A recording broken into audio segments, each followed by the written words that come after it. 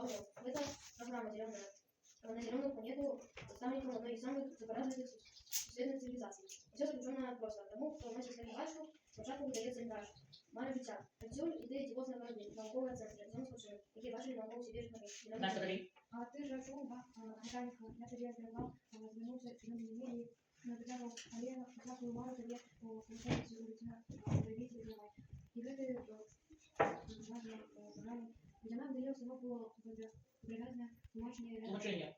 я пришло прямо видеть, как вы это новое идеи, ну, скажем, Скажем, хоче стати великим композитором. Йому дається можливість уявити себе.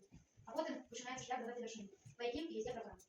Доктор Савич мучился, я его слово вручали сверхканала.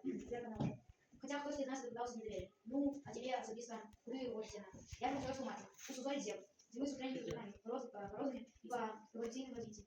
Треба поменять путь. Мы вернемся на землю, создается сенсация. Это твой Гачу, сам по себе уже есть сенсация. Сказал я и тут же попросил. Дай выносить тему. Просто неси свои шарики. Или Водникова они там. А? А из этого? Тогда у Максима остается. Максим у тебя или Юля у тебя. Неси сюда. Неси сюда шарики, те, которые уже написаны.